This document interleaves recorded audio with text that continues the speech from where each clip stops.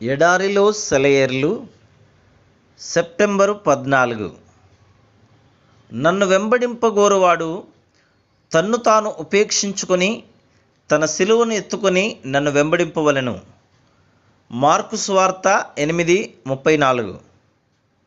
దేవుడు నన్ను భుజాన వేసుకోమన్న సిలువ అనేక రకాలైన ఆకారాలలో ఉండవచ్చు. ఇంకా ఘనమైన సేవ చేయడానికి నాకు సామర్థ్యం ఉన్నప్పటికీ తక్కువ పరిధిలో ఏదో అల్పమైన సేవ చేయడానికి మాత్రమే నాకు అవకాశం దొరకవచ్చు. ఫలితం ఇవ్వని పొలాన్నే సంవత్సరం తర్వాత సంవత్సరం పండిస్తూ ఉండవలసి రావచ్చు.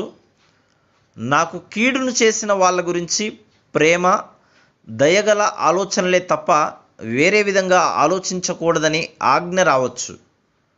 అలాంటి వాళ్ళతో మృదువుగా మాట్లాడి వాళ్ళకు సహాయం చేయవలసి రావచ్చు. దేవుని గురించి వినడం అనేదాన్ని ఇష్టపడని వాళ్ళ దగ్గరే ఆయన మాటలు పదే పదే చెప్పవలసి రావచ్చు. సిలువలు చాలా రకాలు, అన్నీ అతి భారమైనవి. నా ఇష్ట ప్రకారమైతే వాటిల్లో దేన్ని ఎంచుకోను.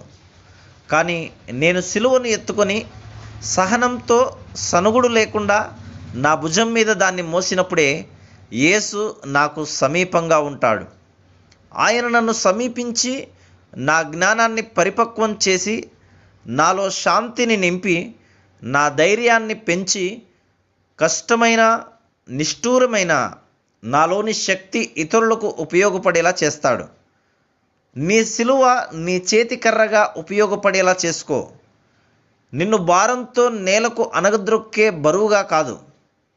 సంతోషంగా నీ సిలువను మోసావంటే నిరాశ నిస్పృహల నుండి నీ తోటి వారిని విడిపించగలవు. Praise the lord.